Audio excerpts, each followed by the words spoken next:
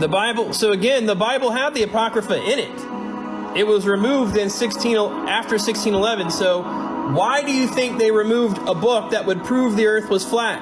Additional books that would verify flat earth, verify where pharmakia really came from, that talks about the fallen ones, the Nephilim, the giants. They want you guys thinking that there was dinosaurs, but really they're trying to hide the giants. When they find those huge bones, those are bones of giants, but they're telling you it was a dinosaur. That's right, y'all have been lied to for a long time. There's a lot of people that try to refute flat earth, but you can't. You can't. The Bible proves that the earth is flat. Flat earth has never been refuted. The people that try to refute flat earth, those people, they're globalists. These are the same people that are trying to get you to take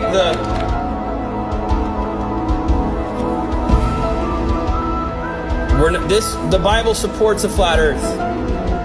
Why do y'all think if I say this word right here, the live stream goes bye-bye? What are they trying to hide? They can't go to space. You cannot get through the firmament. That's in the Bible. The firmament's in the Bible. They want you to believe you're living on a spinning ball when the Bible says you're not. The Bible says you're living on a fixed foundation. This is why people that watch a lot of lie, vision, when you speak the truth to them, they're like...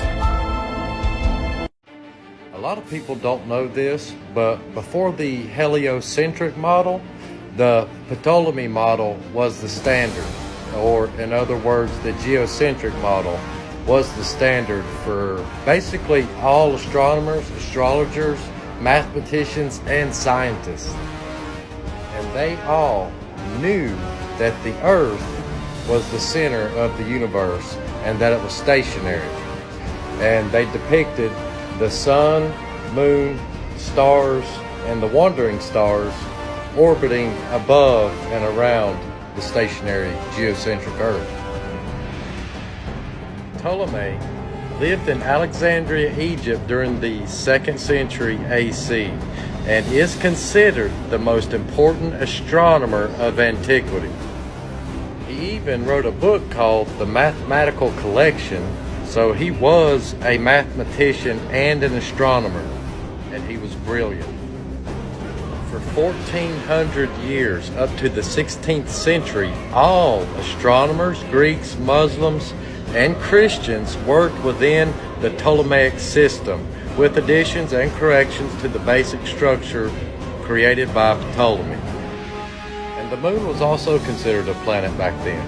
In fact, the planet nearest to Earth is the moon, which completes a single revolution around the Earth in about 1 month. Further out are the rest of the planets: Mercury, Venus, the Sun, Mars, Jupiter, and Saturn. So there were 7 planets back then, which included the Sun and the Moon and the rest of the planets that I just mentioned here. And Ptolemy's astronomy was based on the physics of Aristotle, which separates the activities of the sublunar world and the supralunar world. According to Aristotle, the supralunar world is made up of a special material which differs from the material on Earth. Here's the good part. This material is called ether, aka the firmament. Ether is a very hard material but lighter than anything known on Earth. Ether's main feature is its circular motion, and thus all the stars, by their nature, move in circles. And time-lapse videos of the stars prove that. All of the stars are located within a single sphere. This sphere revolves around the Earth and completes an entire revolution every 24 hours.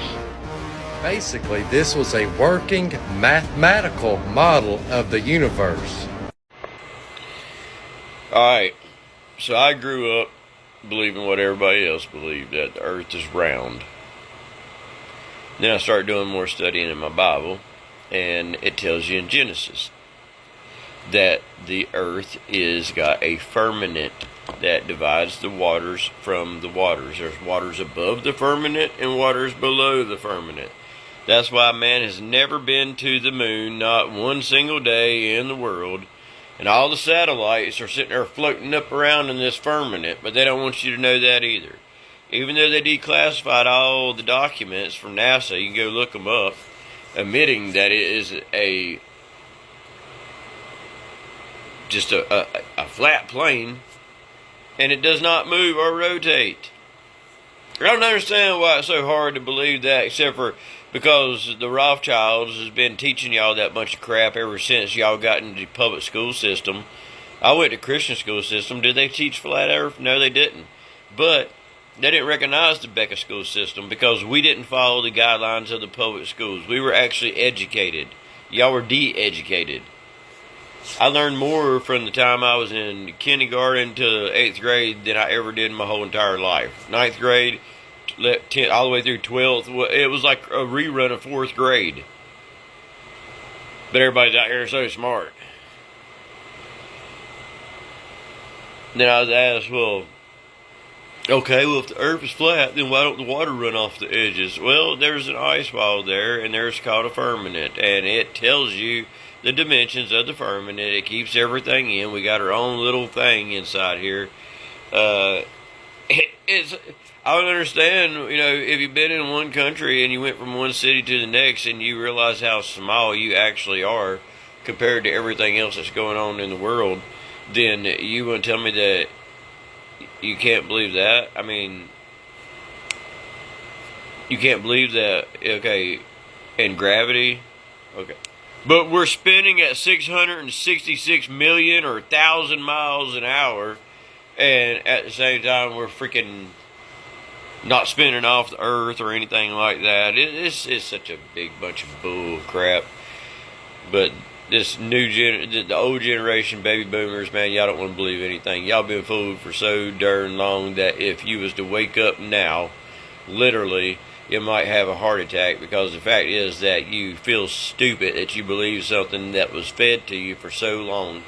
I would rather find out the truth than keep on believing a lie.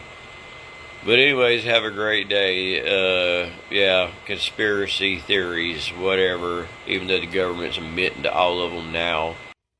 I actually was one of the reasons why I ended up leaving the church, because I was a ministry school teacher in what I now call a Christian cult, but we were very evangelical, spirit-filled, only did what the Holy Spirit said to do. We were very Holy Spirit-led. I was a teacher in the school of ministry. I was a worship leader, all kinds of stuff, and I was in the process of creating my first lesson on the book of Revelation for our year 3 students, and this was probably the biggest passion of mine since I was a Christian. The book of Revelation is the one thing that I studied the most for over 20 years. So in researching my lesson for the book of Revelation, I came across the scriptures about the 4 corners of the earth, which is something that I had prayed and asked God about for many years before. And during that time of genuinely wanting to know what this meant and not wanting to teach people something wrong and lead them astray, I felt led, whatever that means to people, because I'm not even a Christian anymore, but I felt led at the time that I needed to start at the beginning. And so I went to Genesis chapter 1. And in Genesis chapter 1, it's the creation of creation. And it literally describes a flat earth, that God created a flat earth and that he put a firmament dome.